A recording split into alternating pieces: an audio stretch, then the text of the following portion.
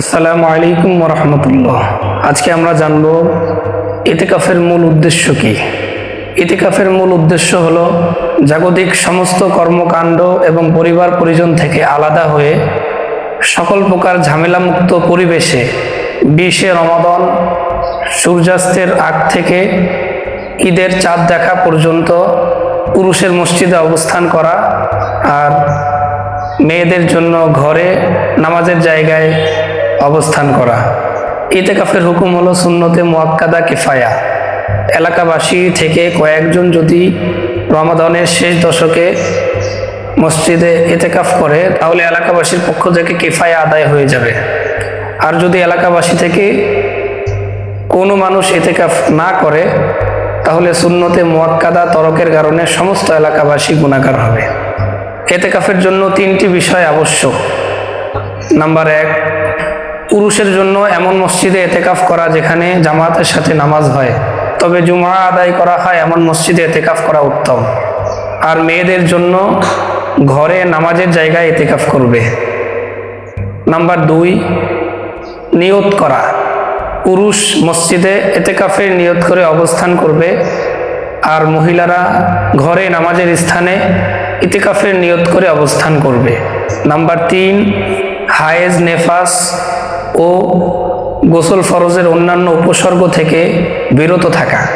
কোনো মহিলা যদি ইতিকাফ করতে চায় তাহলে অবশ্যই তাকে হায়েজ নেফাস থেকে পবিত্র হতে হবে। হায়েজ অবস্থায় ইতিকাফ শুদ্ধ নয়। ইতিকাফরত অবস্থায় 2টি কাজ নিষিদ্ধ। নাম্বার 1, ইতিকাফের স্থান থেকে স্বাভাবিক প্রয়োজন ব্যতীত বের হলে ইতিকাফ ভেঙে যায়। পেশাব, পায়খানা অথবা গোসলের প্রয়োজন হলে বা খাবার দিয়ে যাওয়ার মতো কোনো লোক না থাকলে ইতিকাফের স্থান থেকে বের হতে পারবে, তবে প্রয়োজন পূরণ হওয়ার সাথে সাথেই আবার ইতিকাফের স্থানে ফিরে আসতে হবে। অনর্থক সময় নষ্ট করা যাবে না। কেউ যদি এই ধরনের সাধারণ প্রয়োজন ব্যতীত ইতিকাফের স্থান থেকে বের হয় তাহলে তার ইতিকাফ ভঙ্গ হয়ে যাবে। নাম্বার 2, ওই সমস্ত কাজ থেকে বিরত থাকা যে সমস্ত কাজ মসজিদে করা হারাম, যেমন সহবাস করা, চাই ইচ্ছাই হোক বা অনিচ্ছাই হোক।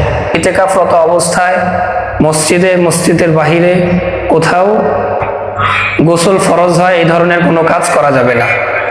মহিলাদের জন্য একই হুকুম।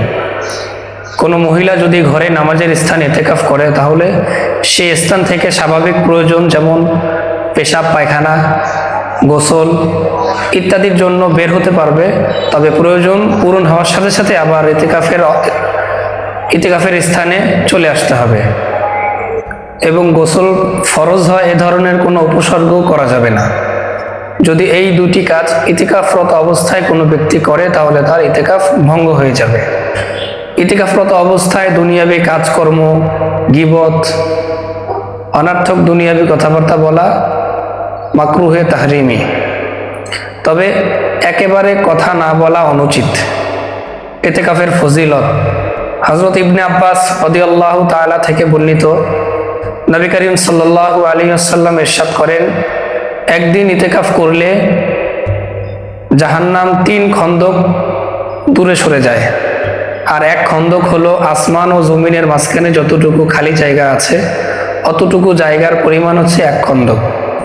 আল্লাহ পাক রব্বুল আলামিন আমাদের সবাইকে সুন্নতে মুআক্কাদা কিফায়ার ইতিকাফ পালন করার তৌফিক দান করুন। আমিন।